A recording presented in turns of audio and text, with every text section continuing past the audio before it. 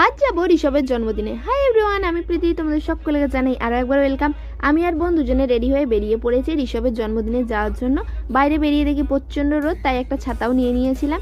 এরপর ওর জন্য একটা গিফট নিয়ে পৌঁছে গেলাম হলে পৌঁছে দেখি ওর সঙ্গে সকলে ছবি তুলতে ব্যস্ত রয়েছে। আমরা একটু সুযোগ পেয়ে ছবি তুলে নিজে চলে এসেছিলাম। স্টলে ছিল ফুচকা, আইসক্রিম আর কোল্ড ড্রিঙ্কস। সকলের সাথে বেশ অনেকটা গল্প করার পর আমরা কিন্তু ফাইনালি খেতেও বসে পড়েছি। আজকের মেনুতে বেশ অনেক কিছু ছিল, সেটাও তোমাদের সাথে শেয়ার করে দিলাম। চলো দারুণ একটা জিনিস দেখাই। আজকে দেখবো ওই ফাঁকা করা জায়গায় ডাল দেয় কি।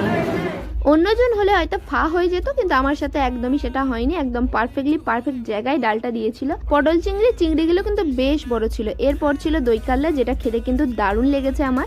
পাক্কা বাঙালি বলে কথা, মাংসের থেকে মাছটাই কিন্তু বেশি পছন্দের।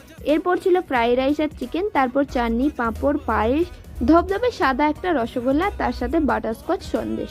এত কিছু খাওয়ার পর দ্বিতীয়বার আইসক্রিম খাওয়ার কথা তো আর মনেই হয়নি। তারপর চলে এসেছিলাম বাড়ি। আজকের মতো এটুকুই, টাটা।